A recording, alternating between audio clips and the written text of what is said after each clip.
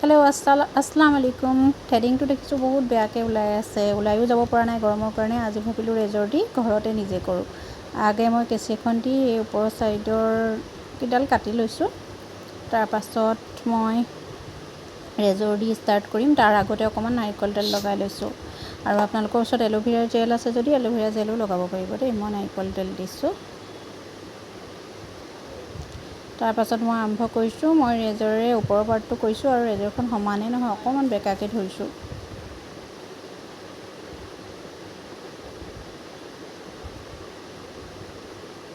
শ্বেপটো একেই থাকে, যিকেইডাল এক্সট্ৰা ওলায় সেইকেইডালহে কাটিব লাগে। আৰু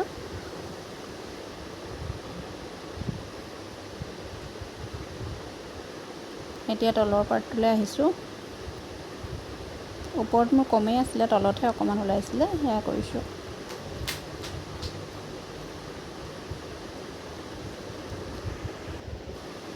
এতিয়া ইটো পাৰ্ট কৰিবলৈ লৈছোঁ। ইটো পাৰ্টৰো প্ৰথম ওপৰৰ ফালৰ পৰা ষ্টাৰ্ট কৰিছোঁ। শ্বেপটো আপোনালোকে যেনেকৈ থাকে তেনেকৈয়ে থ'ব। ওপৰৰ পৰা তলত যিকেইডাল এক্সট্ৰা ওলায় সেইকেইডালহে ৰেজৰেৰে কাটিব। আৰু ৰেজৰখন অকণমান আঙুলিকেইটা বেঁকাকৈ ল'ব, মানে ৰেজৰখন বেঁকাকৈ ধৰিব। এয়া চাওক ওলাই আহিছে মোৰ এক্সট্ৰাকেইডাল। প্ৰায় মোৰ হৈ গৈছে আৰু চাফা হৈ গ'ল। এনেকৈ কৰি চাব।